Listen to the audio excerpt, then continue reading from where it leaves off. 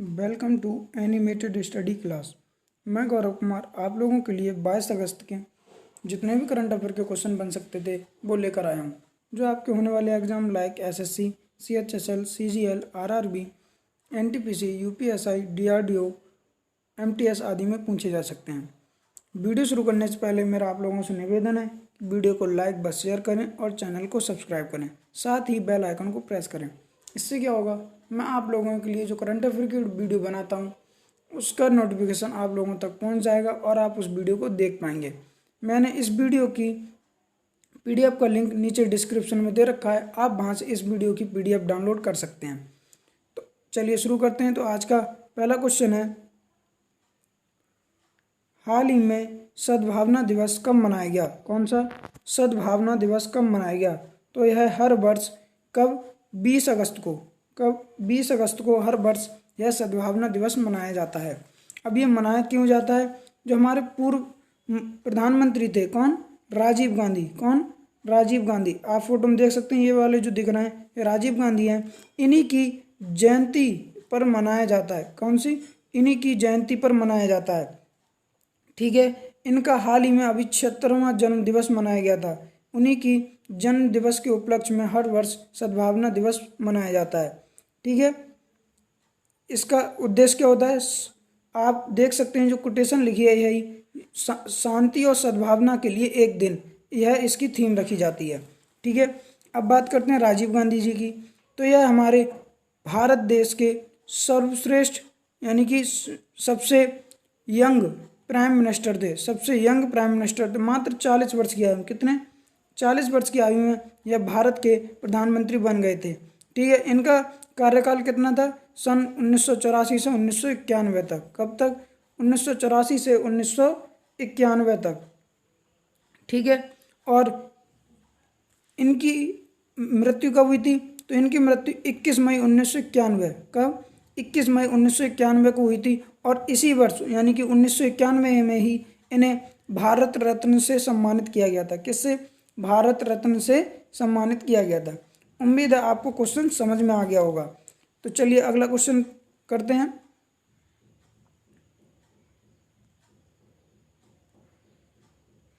हाल ही में विपक्षी नेता एलेक्स नवाल्नी खबरों में थे। यह किस देश से संबंधित हैं? कौन? Alex Navalny. तो यह रूस से। किससे? रूस से संबंधित। आप फोटो में देख सकते हैं जो दिख रहे हैं आप लोगों के लिए, यही एलेक्स नवाल्नी है। यही किससे संबंधित है? रूस से। जो रूस में एक आपने सुना होगा व्लादिमीर पुतिन है, उनकी पार्टी है, और उसके जो विपक्षी नेता हैं एलेक्स नवाल्नी, यह खबरों में इसलिए थे क्योंकि यह जो अभी क्या हुआ था इनके साथ, यह साइबेरिया से मॉस्को आ रहे थे। साइबेरिया से, जो रूस की राजधानी है मॉस्को, वहाँ आ रहे थे। आने से पहले साइबेरिया में इन्होंने जो एयरपोर्ट है वहाँ पर चाय पी थी, और ऐसा दावा किया जा रहा है कि उस चाय में कोई विषैला पदार्थ था। क्या था? कोई विषैला पदार्थ था।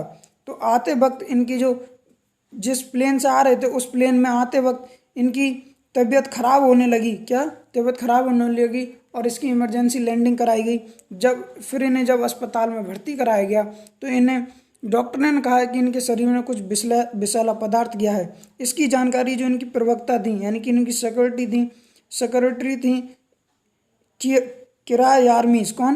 किरा यारमीस ने आरोप लगाए कि इनके लिए कोई विषैला पदार्थ दिया गया है।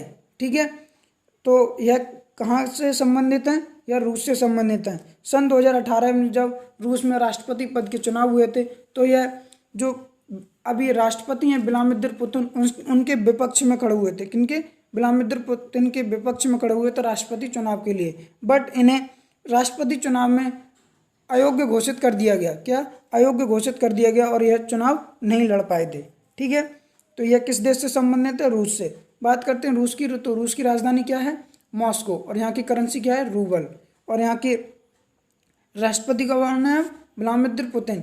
अभी व्लादिमीर पुतिन से एक और क्वेश्चन बनता है, यह कब तक के लिए अब रूस के राष्ट्रपति बने रहेंगे? तो सन 2036 के लिए। कब? सन 2036 तक अब यह रूस के राष्ट्रपति बने रहेंगे। उम्मीद है आप लोगों को क्वेश्चन समझ में आ गया होगा। तो चलिए आगे बढ़ते हैं। तो अगला क्वेश्चन है, हाल ही में किस देश ने काला सागर में एक बड़े प्राकृतिक गैस रिजर्व की खोज की? किसकी? जो काला सागर यानी कि ब्लैक ओशियन सी है, उसमें प्राकृतिक गैस रिजर्व की खोज की। तो इसका आंसर है तुर्की। क्या? तुर्की। जो तुर्की के राष्ट्रपति हैं रेसेप तय्यिप एर्दोगन, कौन? रेसेप तय्यिप एर्दोगन, उन्होंने यह जानकारी दी है कि हमने जुलाई में, कब? जुलाई में इस क्षेत्र में, कौन से काला सागर क्षेत्र में ड्रिलिंग करने के लिए अपने जहाज भेजे थे। उन्हीं जहाज़ों में एक जहाज का नाम है फतिया। कौन? फतिहा। फतिया जहाज है, उसने इस प्राकृतिक गैस रिजर्व की खोज की है। यानी कि इन्होंने अपने जो जहाज भेजे थे उन्हीं में से एक जहाज का नाम है फतिया, उन्हीं में से ही उसने इस प्राकृतिक गैस रिजर्व की खोज की है। यह बताया जा रहा है तुर्की की अब तक की सबसे बड़ी प्राकृतिक गैस खोज है। यानी कि अब तक सबसे ज़्यादा कहीं पे अगर प्राकृतिक गैस मिली है तो यहीं पे बताई जा रही है। ठीक है। इनका कहना है कि हम 2023 तक, कब? 2023 तक, किनका? रेसेप तय्यिप एर्दोगन का कहना है कि हम इसकी गैस निकालने की शुरुआत कर देंगे। ठीक है। कब तक? 2023 तक। उम्मीद है आपको क्वेश्चन समझ में आएगा। आप मैप में देख सकते हैं जो ये ग्रीन पार्ट दिख रहा है यही तुर्की है। कौन है? तुर्की। ठीक है। बात करते हैं तुर्की की, तो तुर्की की राजधानी क्या है? अंकारा। क्या है? अंकारा। और यहाँ के राष्ट्रपति कौन है? Recep Tayyip Erdogan. और यहाँ की करेंसी क्या है? Turkish lira. क्या? Turkish lira. अभी एक और क्वेश्चन मैंने आप लोगों को कुछ दिन पहले पढ़ाया था कि भारत के किस अभिनेता के कारण तुर्की यानी कि अभिनेता के आरोप लग रहे हैं तुर्की से जो संबंध, यानी कि जो यहाँ की फर्स्ट लेडी हैं, कौन? एमिने एर्दोगन, उससे संबंधित के कारण उस अभिनेता पर कई सारे आरोप लग रहे हैं। तो उसका आंसर है आमिर खान। क्या? आमिर खान। ठीक है। उम्मीद है आपको क्वेश्चन समझ में आया होगा। अगला क्वेश्चन है, हाल ही में भारत ने किस देश के साथ सांस्कृतिक समझौते पर हस्ताक्षर किए हैं? किसने? भारत ने। तो सांस्कृतिक समझौते पर हस्ताक्षर किए हैं, तो उसका आंसर है इजराइल। क्या? इजराइल। अब ये सांस्कृतिक समझौते क्या हैं? यानी कि दोनों देशों में यह समझौता हुआ है, जो यहाँ के युवा हैं यानी कि इजराइल और भारत के, उन युवाओं को दोनों देशों की जो सांस्कृतिक इतिहास है, क्या? सांस्कृतिक इतिहास है, उनके बारे में बताया जाएगा और उनके बारे में जागरूक किया जाएगा दोनों देशों के युवाओं के लिए। ठीक है। आप मैप में देख सकते हैं ये जो वाला पार्ट दिख रहा है, कौन सा? ये वाला, यही इजराइल है। इसके इधर जॉर्डन, यहाँ पे इजिप्ट और इधर लेबनान, ठीक है, और इधर ये सीरिया, इन देशों से घिरा हुआ है ये। ठीक है। बात करते हैं इजराइल की, तो इजराइल की राजधानी क्या है? जेरूसलम। क्या? जेरूसलम। और यहाँ की करेंसी क्या है? New sickle. और यहाँ के पीएम कौन है? Benjamin Netanyahu. अभी इजराइल से एक और क्वेश्चन बना है कि इजराइल ने किस देश के साथ यानी कि अपने संबंधों को सुधारा है? तो इसका आंसर क्या था? यूएई। क्या था? यूएई। ठीक है। उम्मीद है आपको क्वेश्चन समझ में आ गया होगा। चलिए आगे बढ़ते हैं। अगला क्वेश्चन है, हाल ही में किस देश ने नई क्रूज मिसाइल सुलेमानी का सफलतापूर्वक परीक्षण किया है? क्या? नई क्रूज मिसाइल सुलेमानी का सफलतापूर्वक परीक्षण किया है, तो इसका आंसर है ईरान। क्या? ईरान। आप मैप में देख सकते हैं जो हल्का सा ग्रीन पार्ट दिख रहा है यही ईरान है। क्या है? ईरान। जो ईरान के पूर्व जो वो थे, क्या कहते हैं, प्रमुख, सेना प्रमुख सुलेमानी, उन्हीं के नाम पर इस मिसाइल का नाम सुलेमानी मिसाइल रखा गया है। और यह एक क्रूज मिसाइल है। ठीक है। यह लगभग 1400 कितना 1400 किलोमीटर तक की दूरी को मार कर सकती है, ठीक है। और इसके अब बात करते हैं ईरान की, तो ईरान की राजधानी क्या है? तेहरान। क्या है? तेहरान। और यहाँ की जो राष्ट्रपति हैं उनका क्या नाम है? हसन रूहानी। और यहाँ की करेंसी क्या है? रियाल। ठीक है। उम्मीद है आपको क्वेश्चन समझ में आ गया होगा। अगला क्वेश्चन है, हाल ही में किस राज्य सरकार ने 3 इलेक्ट्रॉनिक्स मैन्युफैक्चरिंग क्लस्टर की स्थापना की है? क्या? 3 इलेक्ट्रॉनिक मैन्युफैक्चरिंग क्लस्टर की स्थापना की है, तो इसका आंसर है उत्तर प्रदेश। क्या? उत्तर प्रदेश। इसमें लगभग 40,000 करोड़ के निवेश के साथ, कितने? 40,000 करोड़ रुपए निवेश किए जा रहे हैं इसे बनाने में। ठीक है। इससे क्या होगा? इससे लगभग इन लोगों यूपी सरकार का कहना है कि हम 4 लाख युवाओं को रोजगार उपलब्ध कराएंगे। क्या? 4 लाख युवाओं को रोजगार उपलब्ध कराएंगे। किसका कहना है? उत्तर प्रदेश सरकार का। अब बात करते हैं यूपी का, तो यूपी की राजधानी क्या है? लखनऊ। तो लखनऊ किस राजधानी किनारे बसा हुआ है, यानी किस नदी के किनारे बसा हुआ है? तो इसका आंसर है गोमती नदी। किसके? गोमती नदी के।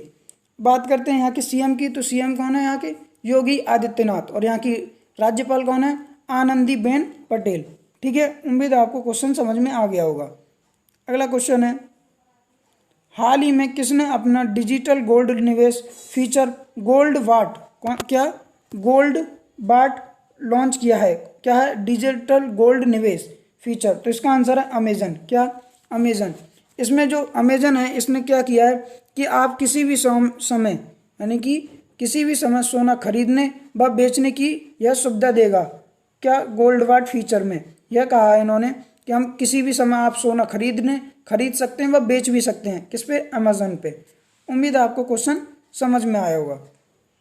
ठीक है, जो अमेजन के फाउंडर हैं कौन? Jeff Bezos. वो दुनिया के सबसे अमीर व्यक्ति हैं। क्या है? जेफ बेजोस दुनिया के सबसे अमीर व्यक्ति हैं। यह अभी फोर्ब्स ने सूची जारी की थी, उसमें सबसे अमीर व्यक्ति जेफ बेजोस ही थे। ठीक है, अगला क्वेश्चन है, हाल ही में नए चुनाव आयुक्त प्रमुख किसे बनाया गया है? क्या? नव चुनाव आयुक्त प्रमुख यानी जो इलेक्शन कमीशन है उसके प्रमुख किसे बनाया गया है? तो उसका आंसर है राजीव कुमार। क्या?